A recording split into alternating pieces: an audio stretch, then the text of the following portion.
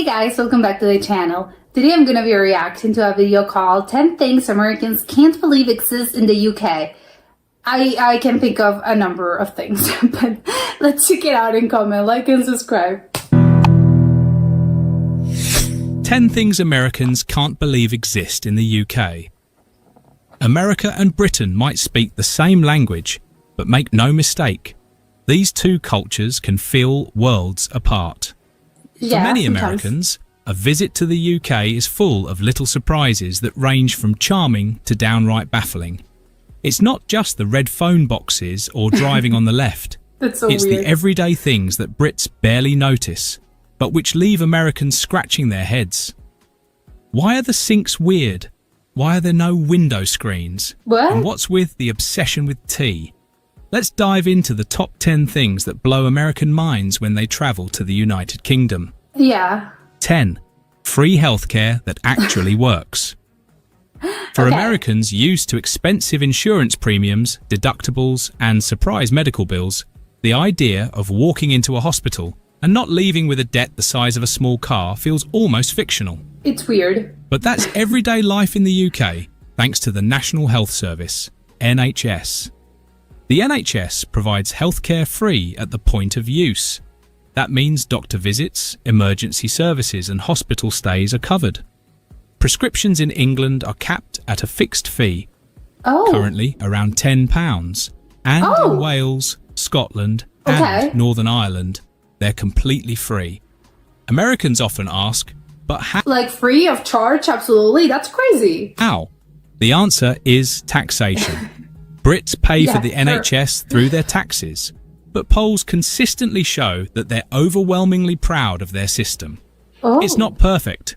Waiting times can be long, but it means nobody goes bankrupt for needing surgery. Yeah. That's a big shock for many Americans visiting Britain. But a good shock. 9. Roundabouts and more. Roundabouts. American drivers are used to stop signs and traffic lights. But in the UK, you'll find roundabouts, and lots of them. In fact, the UK has over 10,000 roundabouts, including the notorious Magic Roundabout in Swindon, which has 5 smaller roundabouts inside a larger one. It's like a traffic puzzle that Brits seem to solve effortlessly. I'd be super scared of driving there. I'd be like, what? Americans, it's initially terrifying. Yielding, merging, and circling all at once. Chaos. But once you get the hang of it, roundabouts actually reduce accidents and improve traffic flow. That's why they're so common in the UK. And increasingly being adopted in the US too. Still, the Swindon roundabout remains a rite of passage or panic for visiting Americans. I will not drive there. Separate hot and cold taps. Why? This one never fails to confuse. Walk into an older British home, turn on the sink, and you'll often find 2 separate taps. One for hot water, one for cold.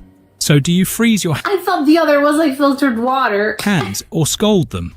There's no happy medium. The reason is partly historical. Old British plumbing systems were designed with separate hot and cold water storage for safety.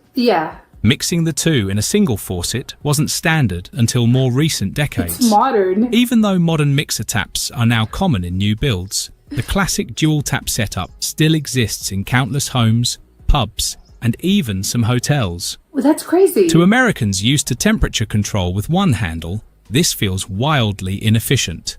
But to Brits, it's just tradition. Enough inefficient. 7. No window screens, just open air. And what about you open a window to let in some fresh air, and boom, bugs. Where are the screens? In most American homes, mesh screens are standard to keep flies, mosquitoes, and other pests out. Sometimes, I think, again, especially in some places, not all of them. In the UK, they're surprisingly rare, especially in older homes. Why? Britain simply doesn't have the same bug problem as parts of the US, and the climate has traditionally been mild enough that open windows weren't a major issue.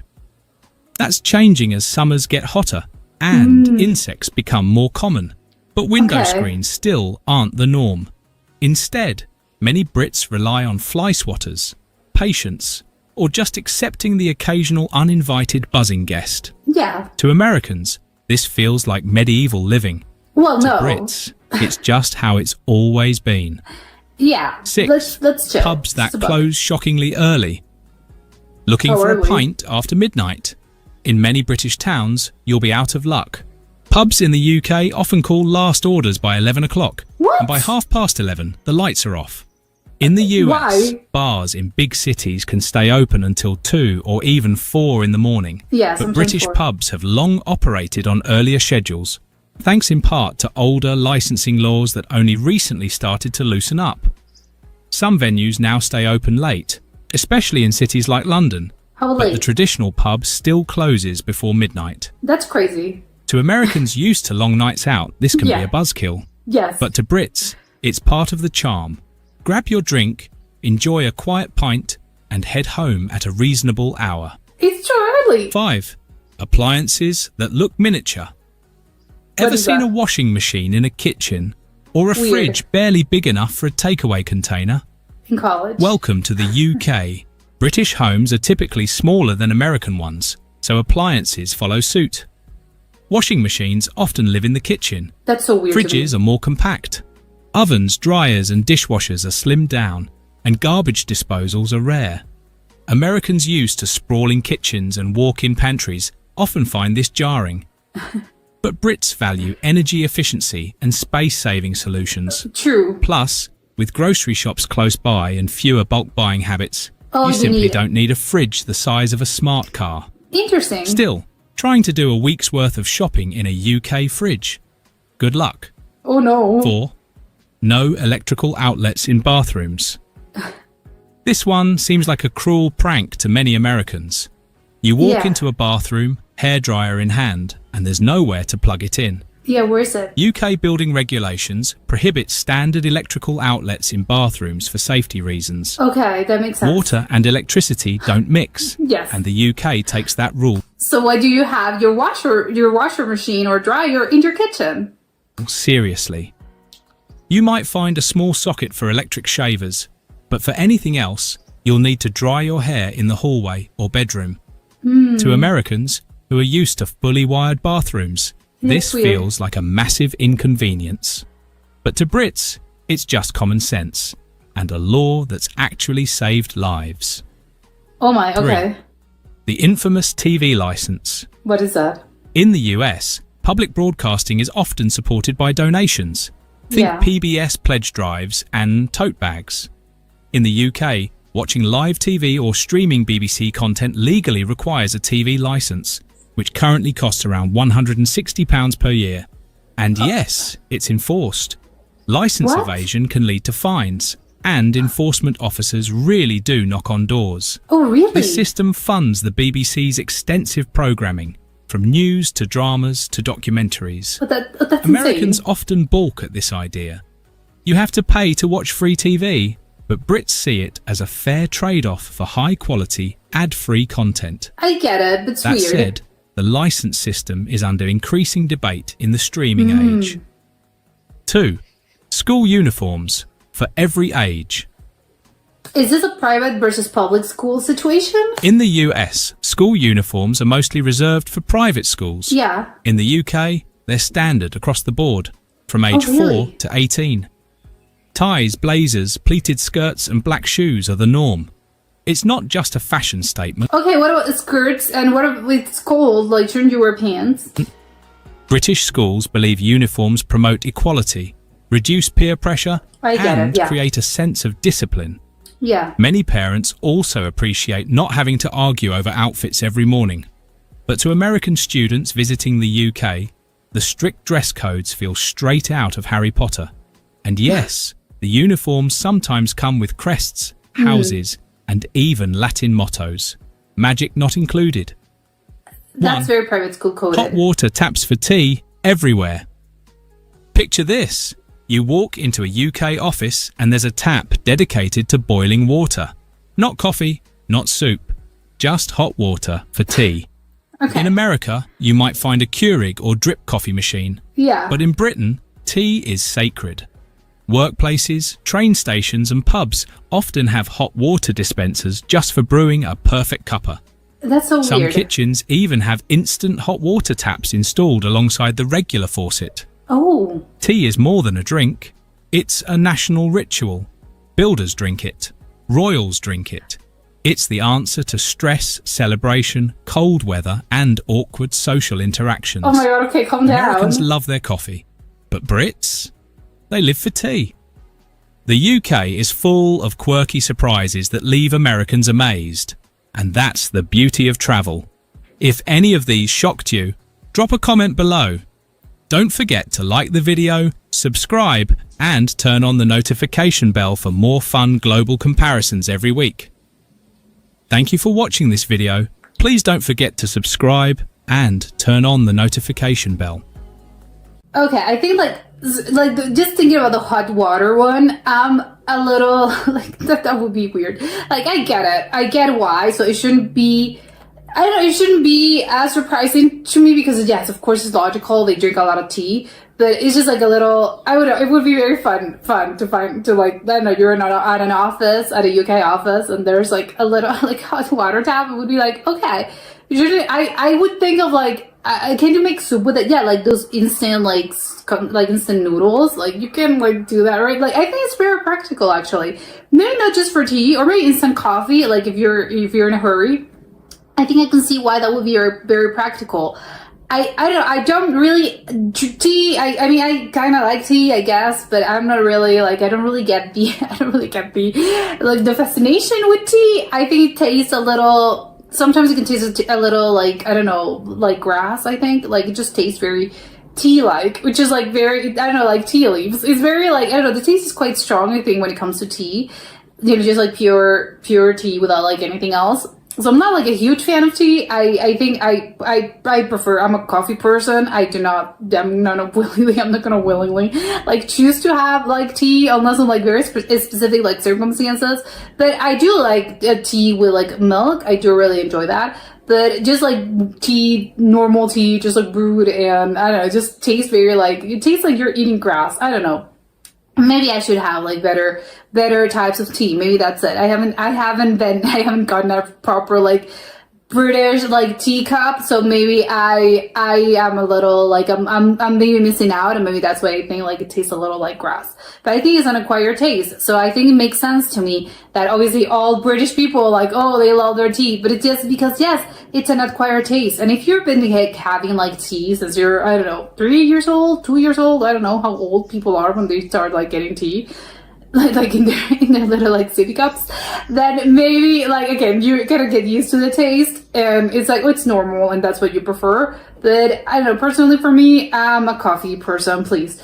But yes, I do think like it's very practical, and I would think of like again like for instant like noodles or instant coffee, like I think it would be like very good to have like the instant like hot water tap. The uniforms, I get it. Like to me, it's very. I think it would be quite strange to see like in a public school. Probably like yes, no. If you're in a public school, because again, when you see a uniform and people like students in uniforms, my mind goes, oh, it's a private school, right? Like maybe it's a little bit fancier because it's private and whatever. But it would be kind of weird. Like, oh no, like everyone over there like just uses like a uniform and they have like their ties. I think they even had ties, which is like again very very very fancy, especially for even children. Like, do they have to wear their little ties? That would be like they look cute, right? Like that's like oh they look very cute, but I don't know, it's kind of like weird. I don't know, why would you putting like kids like ties on kids? Like isn't that strange? Like I don't know, isn't it uncomfortable like for them to have like they're like oh my god can you like it's too tight? I don't know. And the blazer as well. I think it makes sense for even a particular kind of like age, and they do mention like it's beyond. I think I can't remember the grades, but it's not obviously it's not just like a 3-year-old is gonna be wearing this. But I did saw a smaller kid, so maybe like a 5-year-old, a 6-year-old maybe has to wear this, and they have like their best. I don't know. It's very like fancy for kids. It's like shouldn't kids like when you're like I don't know playing around in the dirt like during recess. Well, not dirt. Well, there's something, I don't know, playground. I don't know, like kids get, when you play around, like you get a little dirty sometimes. especially like, again, when you're like playing at school. So I don't know, like, isn't this a little bit like way too fancy for like proper like every day? Again, it's like public school, but so I associate that with like maybe like a fancier education. But it's kind of weird that public schools have this.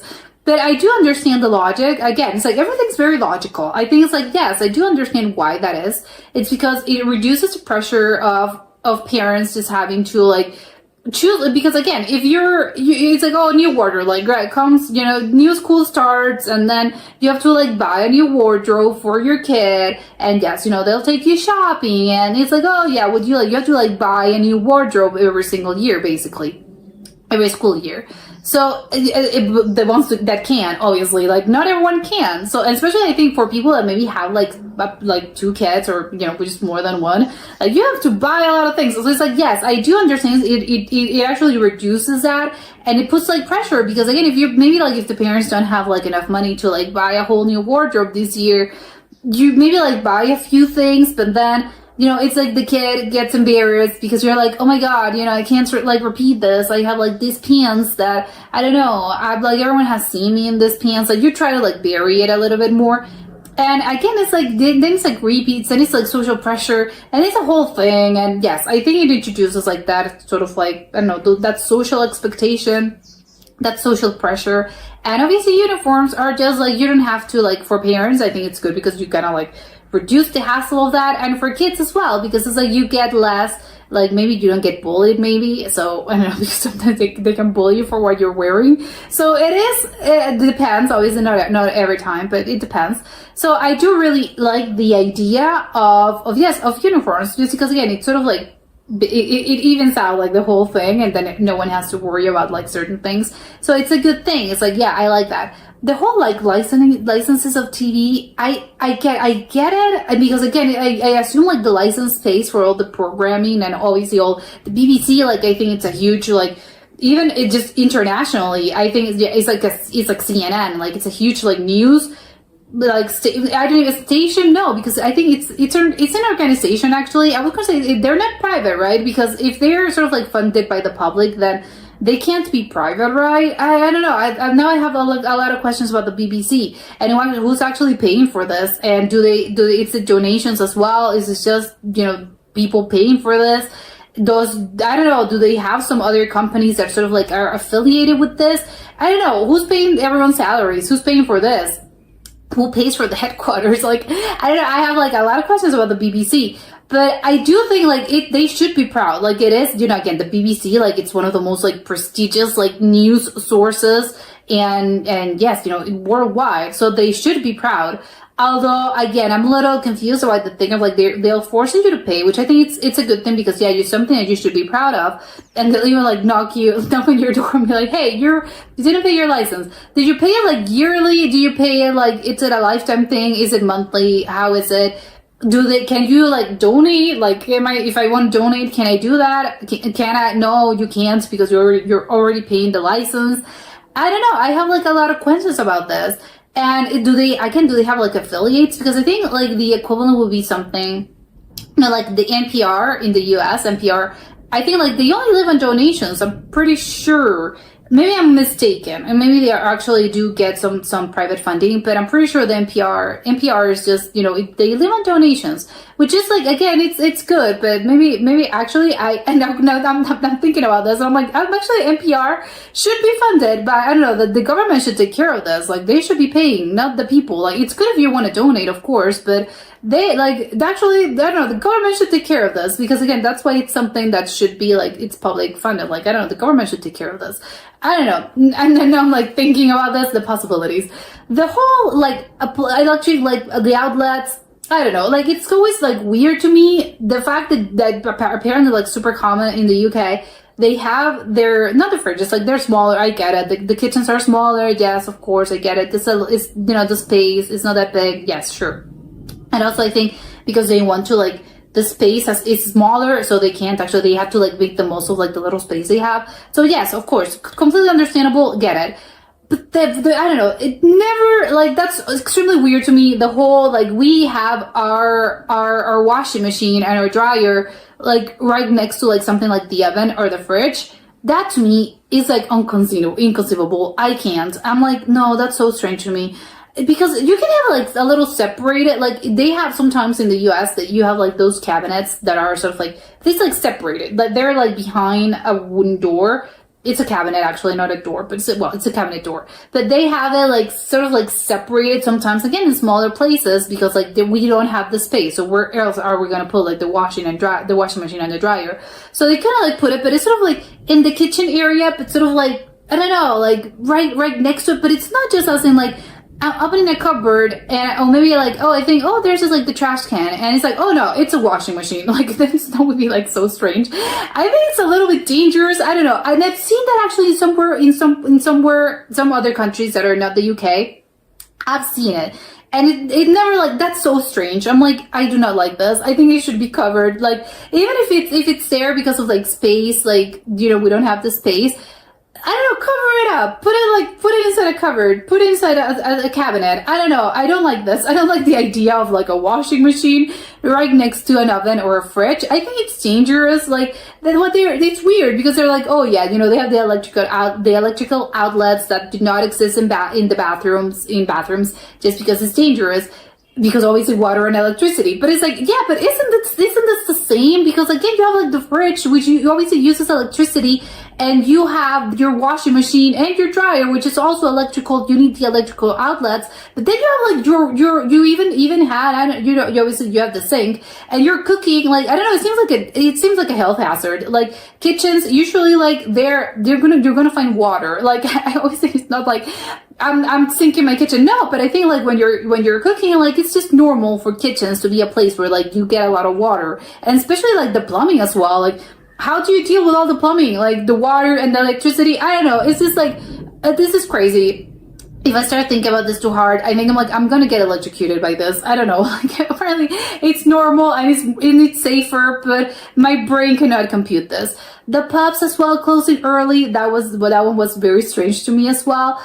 I hate when like bars close early, nightclubs, bars. I don't think they should be closing at a lot of places at the cap at like 2 a.m. I think still 2 a.m. I think it's a little bit early. I don't know. Me personally, I think, because again, if you're like, these places should be open until 4 or 5. I don't know. I don't want to like, I sound like no one should be like, go home ever. But I don't know, because I think if you're like in a place that again is like a nightclub or a bar, or just a place of like, where you can like dance or drink like after like work, I don't know, it should be open until like 6 a.m. I don't know, that's my hot take, because I don't know, maybe people are not gonna be staying there until 6 a.m. but I think it's just like normal, like you have to like, I don't know, people should have a place where they can spend the whole night if they want to, right? Like if you want to spend your whole night dancing or drinking, you should be, it's your right. Maybe I sound very entitled, but I don't know, I've never liked those places that have like close, that have like very early like calls, like last calls. It's like 2 a.m. It's like 2 a.m. It's so incredibly early. I don't like this,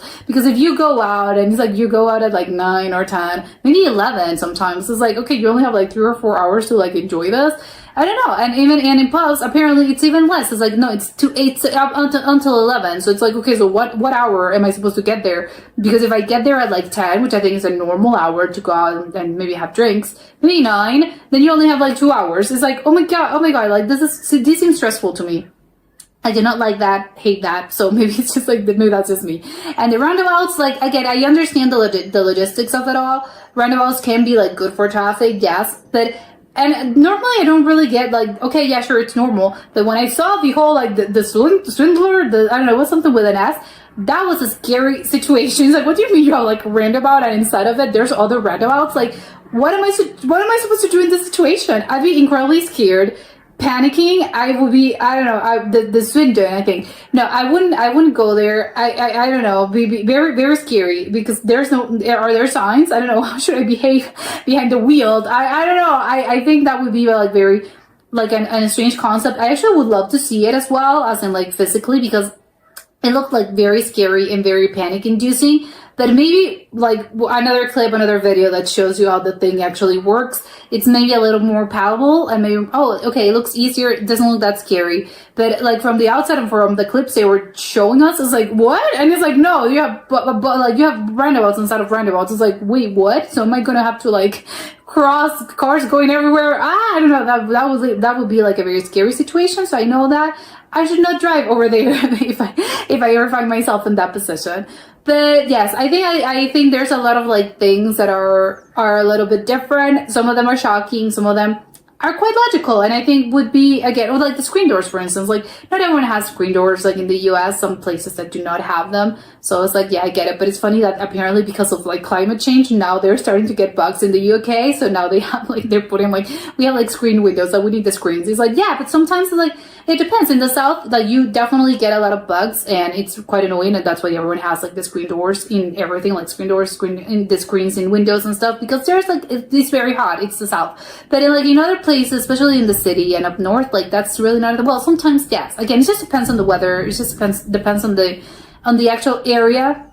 But yes, sometimes like if you don't really get a lot of bugs, it's like whatever, who cares? This is like one bug. And this is like, oh my god, there's like so many, like sometimes it can be a little crazy. So it's like, no, you definitely need a screen. But it's funny that they're like, no, it's switching, and now they in the UK they're actually needing to put like screens, which is like quite funny. It's quite ironic, an ironic twist.